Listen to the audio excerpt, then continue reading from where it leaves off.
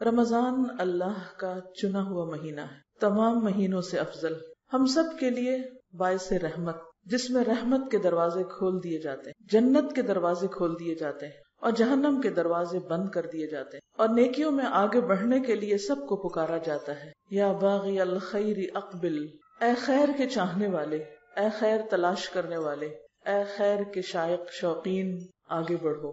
ویا باغی الشر اقصر، اور اے شر چاہنے والے، اے برے کام کرنے والے، برائی کے طلبگار، اقصر، کمی کر دو، رک جاؤ، اسٹاپ اٹ۔ رمضان تبدیلی کا مہینہ ہے، رمضان اللہ کے قریب ہونے کا مہینہ۔ ہم سب اس وقت اپنے آپ سے پوچھیں کہ یہ رمضان میرے لیے ایک یونیک رمضان کیسے ہو سکتا ہے؟ زندگی میں ہم نے کئی رمضان دیکھے ہیں، رمضان ہر سال لوٹ کر آتا ہے، یہ ہمارے لیے کوئی نئی چیز نہیں، لیکن آخر وہ کیا بات ہے، وہ کیا خاص چیز ہے کہ جو ہمیں اس رمضان میں حاصل کرنی، جو ہم نے اب تک حاصل نہیں کی؟ ہم اس رمضان میں اپنے لیے کیا چاہتے ہیں؟ میرے لیے وہ کون سا سب سے اہم ترین گول ہے؟ میرے لیے رمضان کے اعتبار سے وہ کون سی ٹاپ پرائرٹی ہے؟ وہ کون سی ایک خاص چیز ہے کہ جس پر میں نے کام کرنا ہے پورا رمضان، اور پھر اینڈ پر دیکھنا ہے کہ کیا وہ چیز میرے اندر آئی؟ رمضان تو چونکہ رحمتوں کا مہینہ ہے، رحمت کے دروازے کھلتے ہیں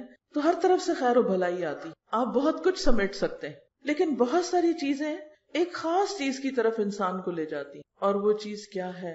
اللہ کے مزید قریب، اللہ کی قربت، تقرب اللہ، اللہ کے قریب ہونا، روزہ رکھ کر اللہ کے قریب ہونا، تراویح پڑھ کر اللہ کے قریب ہونا، دعا کے ذریعے اللہ سے قریب ہونا، ذکر کے ذریعے، صدقہ خیرات کے ذریعے، ہر چھوٹی اور بڑی نیکی اور خیر اور بھلائی کے کام کے ذریعے، کچھ بھی میں کروں، میرا مقصود، میرا مطلوب، میرا گول کیا ہو کہ اس کے ذریعے مجھے کیا ملے، کیونکہ انسان جب محنت کرتا ہے، کوشش کرتا ہے، تو یقیناً اس کا کوئی بدلہ چاہتا ہے، کوئی صلہ چاہتا ہے۔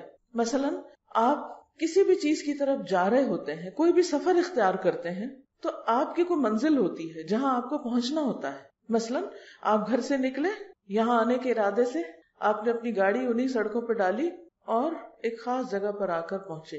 اگر یہ ایڈریس آپ کو معلوم نہ ہوتا تو خواہ آپ 1 گھنٹہ بھر گاڑی چلاتے، آپ یہاں نہیں پہنچ سکتے تھے۔ تو یہاں پہنچنے کے لیے سب سے پہلی چیز کیا کہ آپ نے راستہ معلوم کیا اور منزل کا پتہ لگا کر وہاں پہنچے۔ ہمیں بھی رمضان میں اپنی منزل کا پتہ ہونا چاہیے، کہاں پہنچنا ہے، یہ سب کچھ کیوں کرنا ہے۔ میں آج دورہ قرآن سننے جا رہی ہوں، میں قرآن کی تلاوت کر رہی ہوں، میں قرآن پڑھا رہی ہوں، میں ذکر کر رہی ہوں، میں کھانا بنا رہی ہوں کہ کسی کو کھلا سکوں، کسی کا روزہ افطار کرا رہی ہوں، کسی کے لیے سحری بھجوا رہی ہوں، کسی کے لیے راشن کا بندوبست کر رہی ہوں۔ کیوں کر رہی ہوں؟ کیا چاہتی ہوں؟ مجھے کیا حاصل کرنا ہے؟ ایک ہی چیز ہر وقت ذہن میں گونجتی رہے، مجھے اللہ کا قرب چاہیے، اس کے سوا کسی اور چیز پہ راضی نہ ہوں، مجھے ہر کام سے اللہ کا قرب چاہیے۔ جب روزہ رکھ رہے ہوں، سحری کے لیے اٹھے، نیند سے آنکھ نہیں کھل رہی، تھکے ہوئے ہیں رات کے، لمبا قیام کر کے سوئے، اب اٹھا نہیں جا رہا، کیوں اٹھنا ہے؟ کس کے لیے اٹھنا ہے؟ اللہ کے لیے اٹھنا۔ اس تکلیف سے، نیند توڑنے سے کیا چاہیے؟ اللہ کا قرب چاہیے، مجھے اللہ کے قریب ہونا ہے، کیونکہ میرے لیے وہ ہستی سب سے اہم ہے، باقی سب تو اس کی مخلوق ہیں۔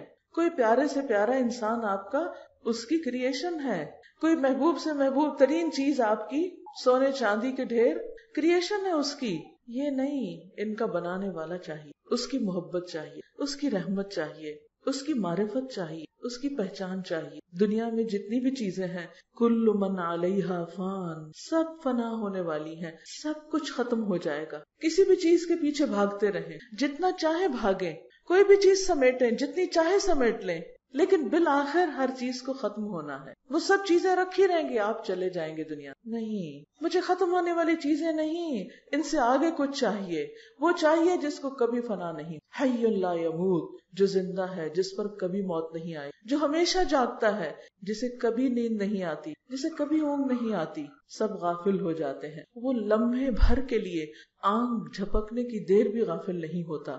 مجھے اس کو راضی کرنا ہے، مجھے اس کو خوش کرنا ہے. اس لیے رمضان کی ساری بھاگ دوڑ، سال کے 11 مہینے تو ہم دنیا کے پیچھے بھاگتے رہتے ہیں، لیکن رمضان کی ساری بھاگ دوڑ صرف اور صرف ایک اللہ کے لیے. ان صلاتی و نسکی و محیای و مماتی للہ رب العالمین لا شریک لہ وبذالک امرت وانا اول المسلمین. مجھے یہ نہیں دیکھنا کہ کوئی اور یہ کر رہا ہے یا نہیں. انا اول المسلمین، میں سب سے پہلے سر تسلیم خم کرنے والا. تو صبح سے لے کر رات تک کوئی بھی کام کرے، مثلاً اٹھنے کے بعد آنکھیں نیند سے بھری ہوئی ہیں لیکن آپ اللہ کے حضور کھڑے ہیں، تو وہ بھی آسمانی دنیا پر قریب آ کر آپ کو پکار رہا ہے، مانگو جو مجھ سے مانگنا چاہتے میں دوں گا تمہیں. تو جب انسان کا کنیکشن اس کے ساتھ ہو جاتا ہے تو نیند جیسی چیز بھی چلی جاتی. آپ نے دیکھو گا آپ گہری سے گہری نیند سوئے، لیکن اگر کوئی آپ کا محبوب ترین انسان آ جائے تو کیا آپ سوتے رہیں گے؟ سب چھوڑ کے آپ اٹھ کھڑے ہوں گے اور یہ ظاہر بھی نہیں کریں گے کہ میں نیند سے اٹھا ہوں. یہ ناگواری کے اثرات بھی نہیں آئیں گے. پھر آپ دیکھیے کہ آپ کچن میں جاتے ہیں، افطاری بناتے ہیں یا لگاتے ہیں، یا جو بنا رہے ہیں ان کو انسٹرکشنز ہی دیتے، کچھ بھی کرتے ہیں. اس وقت آپ کو احساس ہوتا ہے باقی سب گھر والے سو رہے ہیں، میں کیوں جاگ رہی ہوں؟ یہ کیا مصیبت ہے؟ سارے کام میرے ہی ذمہ، سب آرام کریں اور میں کام کروں. اس سے اچھا تھا عورت نہ ہوتی، کچھ اور ہوتی، عورت نہ ہوتی. اتنے کام کرنے پڑتے، اتنی ذمہ داریاں ہیں مجھ پہ. کیا سوچ آپ کا دل ٹھنڈا کر دے گی؟ کیا چیز آپ کے اندر ایک خوشی کی لہر دوڑا دے گی؟ کس چیز سے آپ پرسکون ہو کر شکر گزار ہو جائیں گے کہ اللہ تیرا شکر ہے، تو نے مجھے اس کام کے لیے چنا کہ میں سارے گھر والوں کے لیے سحری کا انتظام کروں، سب کو میں کھانا کھلاؤں. میں کیوں کھانا بنا رہی ہوں؟ میں کیوں سحری تیار کر رہی ہوں؟ میں کیوں کچن میں کھڑی ہوں جبکہ لوگ آرام سے ابھی سو رہے ہیں؟ کس کے لیے؟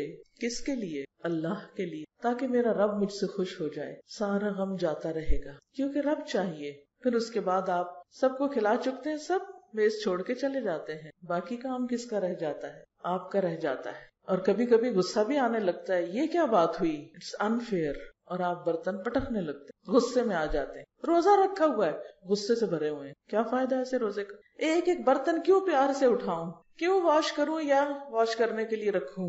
کس کے لیے؟ اپنے رب کے لیے. ہم دنیا بھر کے انسانوں کی خدمت کو باعث فخر سمجھتے ہیں.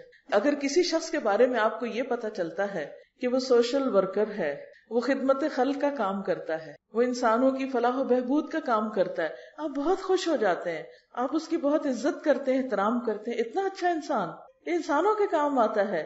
لیکن کیا وہ انسان نہیں جو آپ کے گھر میں ہے؟ گھر والوں کی خدمت، گھر والوں کی مدد کر کے آپ کے اندر وہ اطمینان کیوں نہیں آتا؟ آپ اس کو کام کیوں نہیں سمجھتے؟ وہ باعث اجر کیوں نہیں؟ اس پر کوئی اور آپ کو اجرت نہیں دے سکتا، لیکن وہ جانتا ہے جس کے لیے آپ کر رہے ہیں. پھر چونکہ تنہائی کا وقت ہوتا ہے تو اندر سے طرح طرح کے خیال اٹھتے ہیں. آپ کو اپنی کوئی بہن یاد آ جاتی ہے، اس کے گھر میں تو اتنے نوکر ہیں، اس کو تو ایسی اور ایسی فیسلٹیز حاصل ہیں، اس کے گھر میں تو آٹومیٹک واشنگ مشین ہے، ڈش واشر ہے. اور پھر آپ کی آنکھوں سے آنسو چھلکنے لگتے، میری قسمت پھوٹ گئی، میں یہاں کیوں آ گئی؟ ساری شکر گزاری جاتی رہتی ہے. نہیں بھائی، مومن کو تو ایک کانٹا بھی چبھتا ہے تو اس کے لیے اجر لکھا جاتا ہے، وہ اس کے گناہوں کا کفارہ ہوتا ہے. یہ آپ کے لیے امتحان ہے، اس کے لیے کوئی اور ہوگا جو آپ کو نہیں پتا.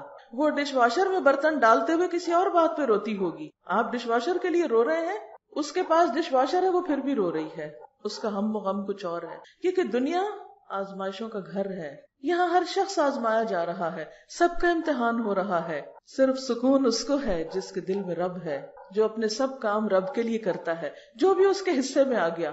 یہ کاموں کی تقسیم بھی ایسی ہے جیسے رزق کی تقسیم ہوتی ہے. اس لیے غم نہ کریں، دکھی نہ ہوں، اپنے رب کے لیے کریں. پھر نماز پڑھتے ہیں آپ، کیوں پڑھ رہی ہوں، کیوں کھڑی ہوں؟ اللہ تیرے لیے. پھر قرآن کھولا آپ نے، تلاوت ہو رہی ہے. اف، یہ جو رمضان میں پورا سپارہ پڑھنا پڑتا ہے، میں تو جڑی جاتی ہوں بیٹھے بیٹھے. کیوں پڑھ رہے ہیں؟ نہ پڑھیں، بند کر دیں. نہیں، پڑھنا ہے. کس کے لیے؟ رب کے لیے، اس کے قریب ہونے کے لیے. جاب پہ جانا ہے، کام پہ جانا ہے، پھر پاؤں بوجھل ہونے لگتے ہیں. اب روزہ رکھ کے بھی کام پہ جانا ہے. کاش ہمارے لیے کوئی کمانے والا ہوتا. کتنی خوش قسمت ہیں وہ عورتیں جن کے گھروں میں کمانے والے ہیں اور وہ اس وقت سو رہی ہیں، آرام کر رہی ہیں. بھائی، سونے والے اور کام کرنے والے برابر نہیں ہوتے.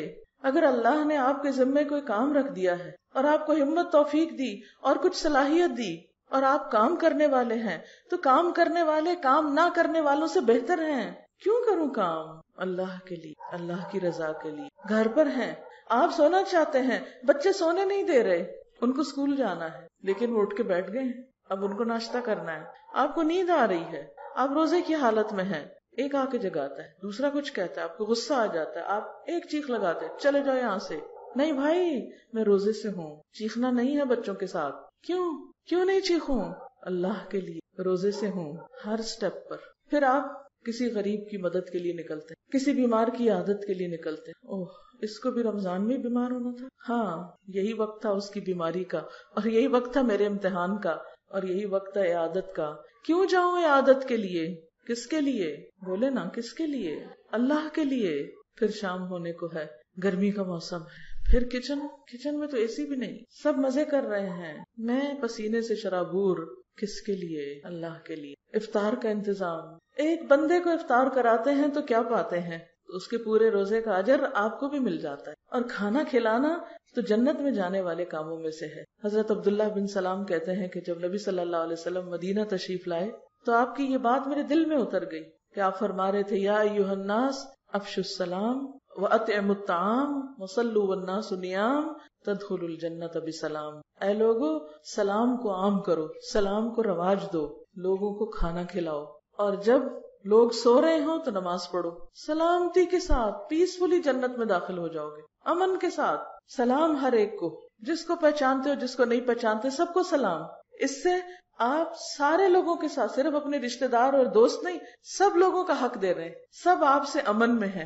پھر کھانا کھلا رہے ہیں، لوگوں کی تکلیف بھوک دور کر رہے ہیں، اور پھر اللہ کا حق بھی دے رہے ہیں۔ تو جو شخص بندوں کا حق اور اللہ کا حق دیتا ہو، دنیا میں بھی اس کے دل میں سکون ہی سکون ہو، اور آخرت میں بھی امن ہی امن، چین، سکون۔ تو اس لیے کسی بھی کام کے آنے پر، کسی بھی کام کے کرنے پر پریشان نہ ہوا کریں، یہ سب کچھ کیوں، کس کے لیے، اور خصوصاً اس رمضان میں بار بار اس کی پریکٹس کرنا ہے، میرا یہ سب کچھ اللہ کے لیے۔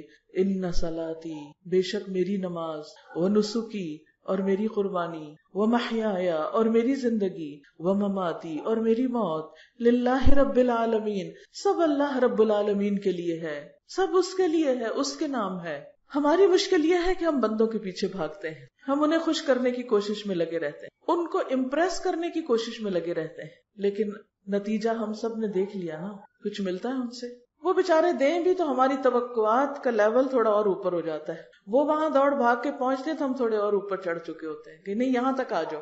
وہ ہوتا ہے نا کہ جیسے پہاڑ پہ اگر دو لوگ چڑھ رہے ہوں تو نیچے والے نے اوپر والے کو میٹ کرنا ہو، تو بائی دا ٹائم نیچے والا اوپر والے تک آتا ہے وہ تھوڑا اور اوپر جا چکا، پھر آپ کہتے ہیں اچھا میں بھی ذرا اوپر اور چڑھ جائیں، جب تک آپ اس تک پہنچتے وہ تھوڑا اور اس کا نخرہ بڑھ چکا ہوتا ہے، اور آپ تھک ہار جاتے ہیں اس کو پاتے پاتے۔ بندوں کے پیچھے دوڑنا چھوڑیے، اپنے رب کو راضی کر لیجئے، اگر رب راضی ہو گیا تو بندے بھی ہو جائیں گے۔ ان الذین آمنوا وعملوا الصالحات سیجعل لهم الرحمن ودا، جو لوگ ایمان لائیں، اچھے اچھے کام کریں، رحمان ایسے لوگوں کے لیے دلوں میں محبت پیدا کر دے گا۔ آپ رب کو راضی رکھیں، سارا جگ آپ سے راضی ہو جائے گا، اور اگر پھر بھی نہ ہو، کوئی شکایت ان کو رہ بھی جائے تو فکر کی ضرورت نہیں، اس لیے کہ ہماری زندگی کا مقصد بندوں کو راضی کرنا نہیں ہے، ہماری زندگی کا مقصد اپنے رب کو راضی کرنا ہے، اور جب ہم بندوں کو بھی راضی کریں تو اس لیے کریں کہ اس سے بھی رب راضی ہو۔ میں اپنے روٹھے ہوئے شوہر کو کیوں مناؤں؟ میری بھی تو کوئی عزت ہے، میں کیوں منتیں کروں؟ میں بھی نہیں بولتی، ٹھیک ہے نہیں بولے، لیکن نتیجہ کیا ہوتا ہے؟ شوہر کو عادت ہو جاتی ہے کہ بیوی کو مجھ سے کوئی تعلق واسطہ نہیں، وہ صبر کرنے کا عادی ہو جاتا ہے، پھر وہ نگاہیں پھیر لیتا ہے۔ اسی طرح بچے، رشتہ دار، دوست احباب، کس پہ مان ہے؟ کون اپنا ہے؟ سب بے وفا ہے۔ کس اعتبار سے؟ کہ اگر آپ ان کے ساتھ اچھا کریں گے تو آپ کو جواباً اچھا ملے گا۔ ایسے لوگ دنیا میں گن کے بھی آپ کو نہیں ملیں گے کہ آپ ان کے ساتھ برا کریں اور وہ آپ کے ساتھ اچھا کریں۔ لہٰذا اگر اللہ سبحانہ و تعالیٰ نے ہم پر ہمارے ماں باپ کا حق رکھ دیا ہے کہ ان کے ساتھ احسان کرو، ان کے ساتھ اچھا کرو، تو اس لیے نہیں ہمیں کرنا کہ وہ ہمیں اور دیں، ساری زندگی سے بےچارے دے رہے ہیں، اب ہم صرف ان کی خوشامد اس لیے کریں کہ ان سے کچھ اور مل جائے، تو یہ نیت اچھی نہیں۔ یا پھر اس بات کا بہانہ کر لیں وہ کون سا ہمارا خیال رکھتے ہیں، ان کو بھی تو فلاں بچہ زیادہ پیارا ہے، بس ٹھیک ہے اسی کے پاس جائیں، ہم سے کیا لینا ہے۔ نہیں، ہمیں اپنے والدین کے ساتھ احسان اس لیے کرنا ہے کہ ہمارے رب کا حکم ہے، ہمارا رب ہم سے یہ چاہتا ہے، اپنے رب کو راضی کرنے کے لیے والدین کو راضی کر رہے ہیں، چاہے والدین ہمارے حقوق نہیں دیتے، چاہے وہ ہم پر کسی اور بچے کو فوقیت دیتے ہیں، لیکن ہم نے اس لیے کرنا ہے کہ ہمارے رب نے فرمایا، اور وہ ہمیں کبھی غلط مشورہ نہیں دے سکتا. اس کا ہر حکم، اس کی ہر بات ہمارے فائدے میں ہے. اس لیے اس رمضان میں اپنے اندر بار بار ہر کام کرتے وقت ایک ہی چیز دہرانی ہے، رب کے لیے، میں رب کے لیے، میرا ہر عمل رب کے لیے، میرے روزے، میری نماز، میری قربانی، میرا صدقہ خیرات، میری بندوں کی خدمت، ہر چیز میرے رب کے لیے. اور آپ کو پتا ہے کہ رب کتنی زیادہ جزا دے سکتا ہے اس وقت جب ہر ایک کو اپنی پڑی ہوگی. آپ دیکھیں کہ جب ہر ایک کو اپنی پڑتی ہے نا دنیا میں بھی، تو کوئی آپ کو نہیں پھر پوچھتا، ہر ایک کو اپنا ہی فکر ہوتا ہے، وہ اپنے آپ کو سنبھالنے میں لگے ہوتے ہیں. تو قیامت کے دن سب کو کس کی پڑی ہوگی، کون کس کے لیے سوچ رہا ہوگا، ہر ایک کو اپنی پڑی ہوگی. تو اس وقت اگر آپ نے اس دنیا میں اپنے رب کے لیے، اپنے رب کی خوشی کے لیے سب کام کیے اور اس کو راضی کر لیا، تو اس وقت پھر کوئی مشکل نہیں. وہ کہتے ہیں نا روزہ دار کے لیے 2 خوشیاں ہیں، ایک خوشی جب وہ افطار کرتا ہے اس وقت، اور دوسری اپنے رب سے ملاقات کے وقت. رب سے ملاقات اور رب کا دیدار یہ اتنی بڑی چیز ہے کہ دنیا میں تو ممکن بھی نہیں. کیونکہ دنیا میں اس وقت کریشن میں سے سب سے مضبوط چیز کیا ہوتی ہے؟ پہاڑ سب سے مضبوط آپ کی چیز نظر آتی ہے نا. اور پہاڑوں میں سے ایک بہت مضبوط پہاڑ تھا، نام کیا تھا اس کا؟ طور، جس کی قسم اللہ نے کھائی. جب موسیٰ علیہ السلام نے یہ خواہش ظاہر کی کہ اللہ میں آپ کو دیکھنا چاہتا ہوں، رب ارینی، تو اللہ تعالیٰ نے کیا فرمایا؟ لن ترانی، تم دیکھ سکتے ہی نہیں، پاسبل نہیں، یہاں ممکن ہی نہیں، تمہارے اندر وہ کیپیسٹی ہی نہیں. وَلَكِنِ انظُرْ إِلَى الْجَبَلِ، پہاڑ کو دیکھو، فَإِنِ اسْتَقَرَّ مَكَانَهُ فَسَوْفَ تَرَانِي، اگر یہ اپنی جگہ رہ گیا تو تم بھی مجھے دیکھ لو گے. فَلَمَّا تَجَلَّى رَبُّهُ لِلْجَبَلِ، کیا ہوا؟ جب اللہ نے اس پہاڑ پہ تھوڑی تجلی ڈالی تو پہاڑ کا حال کیا ہو گیا؟ ریزہ ریزہ. اور موسیٰ کا حال کیا ہو گیا؟ وَخَرَّ مُوسَىٰ صَعِقًا، بے ہوش ہو گئے. پہاڑ بھی طاقت نہیں رکھتا مضبوط ترین ہونے کے باوجود.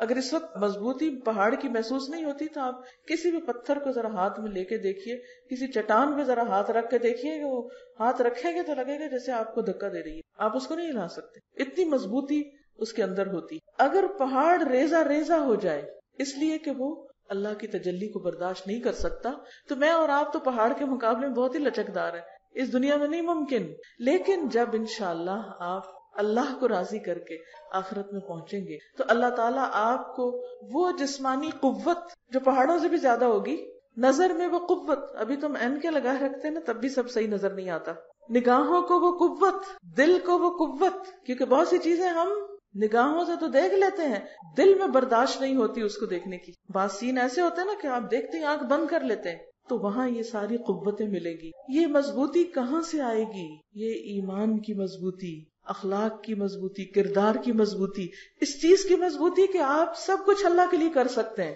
یہ ایک مضبوط کیریکٹر کی علامت ہے کہ آپ بندوں کے رویوں کے تابع نہیں ہیں. بندوں کے رویے کے تابع ہونے کا مطلب کیا ہے؟ کہ جیسا وہ کریں ہم بھی ویسے ہی کریں. اگر وہ اسمائل کریں تو ہم بھی کریں گے، وہ سلام کریں تو ہم بھی کریں گے، وہ ہمیں کچھ دیں گے تو ہم بھی دیں گے، وہ اچھا کریں گے تو ہم اچھا کریں گے، اور اگر وہ اچھے نہیں تو ہم بھی اچھے نہیں. ہمیں کیا سمجھا ہوا ہے؟ نہیں، یہ کردار کی مضبوطی نہیں ہے، یہ ایروگینس ہے. ایروگینس والی بھی ایک اکڑ ہوتی ہے لیکن وہ توڑ دی جاتی ہے، اور ایک کیریکٹر کی مضبوطی ہوتی ہے جسے کوئی چیلنج نہیں کر سکتا. تو جو بندہ ایمانی اعتبار سے مضبوط ہوگا، اخلاقی اعتبار سے مضبوط ہوگا، اس کے اندر یہ مضبوطی ہوگی کہ کوئی اس کو کھلونا نہیں بنا سکتا، وہ کسی کی خواہشات کا کھلونا نہیں بنتا. خواہشات کا کھلونا بننے کا مطلب کیا ہے؟ کہ آپ دوسرے کی مرضی پر چلیں. وہ کیا چاہتے ہیں کہ آپ کیسا پہنے، وہ چاہتے ہیں کہ آپ ننگے ہو کر پھریں تو آپ ان کی خوشی کے لیے لباس مختصر کر دیتے ہیں. وہ چاہتے ہیں کہ آپ اچھل کود کریں ان کی خوشی کے لیے تو آپ وہ کرنا شروع کر دیتے ہیں. وہ جو چاہتے ہیں آپ وہی کرنے لگتے ہیں. تو یہ کیا ہے؟ یہ مضبوطی نہیں ہے. نہیں، مجھے یہ دیکھنا ہے کہ اچھا اس کا جو مطالبہ یا اس کا جو ہے یہ میرے رب کو پسند ہے یا نہیں. تو ایمان کی مضبوطی اور کردار کی مضبوطی اس وقت آتی ہے جب انسان سب کچھ کس کے لیے کرتا ہے؟ اپنے رب کے لیے. پھر وہ چھوٹی چھوٹی باتوں پر رو دھو کے نیکی کا کام نہیں چھوڑتا کہ میں فلاں سے بہت تنگ ہوں، میں اب یہ مزید نیکی نہیں کر سکتا، فلاں نے مجھے بہت اریٹیٹ کر دیا اس لیے اب میں آئندہ یہ کام نہیں کروں گا. نہیں، فلاں جو مرضی کرے، جو چیز میرے رب کو پسند ہے میں تو اپنے رب کی خوشی کے لیے کرتا جاؤں گا. اور جب انسان رب کی خوشی کے لیے کرتا ہے تو اس کو یہ پتہ بھی نہیں چلتا، چلے بھی تو اس کے لیے کوئی بہت اہم بات نہیں ہوتی کہ یہ لوگ کیا کہہ رہے ہیں اور کیا کر رہے ہیں. تھوڑی دیر کے لیے دیکھ کے تکلیف ہوتی، اریٹیشن ہوتی ہے، لیکن کوئی زیادہ فرق نہیں اس انسان کو پڑتا، کیونکہ اس کو پتا ہے وہ جس کے لیے کر رہا ہے وہ خوش ہو رہا ہے. تو اس رمضان میں کیا حاصل کرنا ہے؟ رب کی خوشی. کس کو پانا ہے؟ رب کو پانا ہے. ہر کام کس کے لیے کرنا ہے؟ اپنے رب کے لیے. بہت سے لوگ کہتے ہیں نا صبر نہیں ہے. صبر صرف اس وقت آتا ہے جب انسان کس کے لیے کرے؟ رب کے لیے، اللہ کے لیے. یہی آپ کو میسج دینا تھا کہ اس رمضان کا اپنا موٹو بنا لیں کہ مجھے کیا حاصل کرنا ہے؟ اللہ کا قرب. اپنے اپنے الفاظ میں جو چاہیں لکھ لیں، میرا سب کچھ میرے رب کے لیے، اور میرا رب مجھے کافی ہے، حسبی و کفا. اور بندوں کے ساتھ جو تعلق ہے، ان کی جو دلداری کرنی ہے، ان کو جو خوش کرنا ہے، ان کے ساتھ اچھے اخلاق سے پیش آنا ہے. اس لیے نہیں وہ مجھے اپریشیٹ کرے کہ ہے کتنے اچھے اخلاق کا بند. نہیں بھائی، آپ سے نہیں چاہیے، اس سے چاہیے، اس سے تعریف چاہیے، اس کی خوشی چاہیے. آپ دیکھیں گے کہ اس کے بعد آپ کے اندر ایک ایسا جذبہ آ جائے گا کہ آپ اپنے دشمن کو بھی جا کے السلام علیکم کہہ سکتے ہیں. کوئی شخص جو آپ کے ساتھ کتنی بھی بد اخلاقی کر چکا، آپ اس کو بھی جا کے بہت اچھی طرح مل سکتے ہیں، کیونکہ آپ اس کے لیے نہیں مل رہے، اپنے لیے نہیں کر رہے. کس کے لیے کر رہے ہیں؟ رب کے لیے. بلندی صرف اس انسان کو ملتی ہے جو بلندی چاہتا ہے. اور بلندی کس میں ہے؟ لوگوں کی باتوں اور لوگوں کے رویوں سے اوپر اٹھ جانے میں، لوگوں کی خواہشات کا تابع ہونے کی بجائے اللہ کی مرضی کے تابع ہونے میں. تو انشاءاللہ اگر آپ نے اس کی نیت کر لی اور آپ نے اگر یہ سبق یاد کر لیا تو میں سمجھوں گی کہ میرا لاہور آنا فائدہ مند ہو گیا. میں صرف ایک پیغام دینے آئی ہوں، اور وہ کیا کہ اس رمضان میں اپنے رب کو، اس کے قرب کی لذت پالے اور اس کی محبت کا لطف اٹھا لیں. ہر غم سے بے نیاز ہو جائیں، کیونکہ جو اللہ کے دوست ہوتے ہیں، اللہ کا وعدہ ہوتا ہے، الا ان اولیاء اللہ لا خوف علیہم ولا هم يحزنون. یہ نہیں کہ یہ اچانک کوئی آخرت میں ہو جائے گا. یہ یہاں سے پریکٹس کرنی ہے اللہ کا دوست بننے کی، کہ دل میں کوئی غم نہ رہے، ہمیشہ پر امید رہیں، اس سے مانگتے رہیں، اس کی طرف دوڑتے رہیں، اس کی خوشی کے لیے ہر ایک کے کام آئیں، دوست کے بھی، دشمن کے بھی، اپنے کے بھی، پرائے کے بھی، ہر ایک کے ساتھ اچھا. رمضان آیا ہی اس لیے ہے کہ ہمارے اندر یہ تبدیلی آ جائے. ٹھیک ہے انشاءاللہ. جزاکم اللہ خیرن. آپ سب کے صبر کا، پیشنس کا اور وقت کا، اور اللہ تعالیٰ ہماری اس ملاقات کو بہت ہی فائدہ مند ملاقات بنائے، اور ہم سب کا رمضان پچھلے تمام رمضانوں سے اچھا ہو. مختصر سی دعا. سبحان اللہ والحمد للہ ولا الہ الا اللہ واللہ اکبر ولا حول ولا قوة الا باللہ العلی العظیم. اللہم صل علی محمد وعلی آل محمد کما صلیت علی ابراہیم وعلی آل ابراہیم انک حمید مجید. اللہم بارک علی محمد وعلی آل محمد کما بارکت علی ابراہیم وعلی آل ابراہیم انک حمید مجید. یا اللہ، یا رحمان، یا رحیم، یا حی یا قیوم، یا ذا الجلال والاکرام، یا احد یا صمد، یا وتر یا فرد، یا مجیب الدعوات، یا بدیع السماوات والارض. یا رب ذی الجلال والاکرام. تو ہم سب کو ایمان عطا فرما، اخلاص عطا فرما، تقوی نصیب فرما، اچھے اخلاق عطا فرما. ہمارے اندر ایمان کی ایسی مقدار پیدا کر دے کہ ہم نیکیوں کا شوق رکھیں اور برائیوں سے بچ سکیں. یا اللہ ہماری اولادوں کو ہدایت دے، اللہ انہیں سیدھے راستے پر چلا. ہماری آئندہ جنریشنز کو بھی ایمان پر ثابت قدم رکھنا. یا اللہ ہم سب کا یہ رمضان بہت عمدہ رمضان گزرے، اور ہم سب تیرے اور زیادہ قریب ہو جائیں، تیرے مقرب بندوں میں شامل ہو جائیں. تو ہم سب کو معاف کر دے. یا اللہ اس مجلس کے اہتمام میں جس نے جو حصہ ڈالا ہے، اللہ ان سب کو جزائے خیر عطا فرما. سب کے وقت، مال، جان، عزت، آبرو، ہر چیز میں برکت پیدا کر دے اور ان کی حفاظت فرما. یا رب العالمین ہم سب کو معاف کر دے، اور ہم نے جو کچھ سیکھا ہے ہمیں اس پر عمل کرنے والا بنا دے. سب بیماروں کو صحت عطا فرما، سب دکھی لوگوں کے دکھ دور فرما.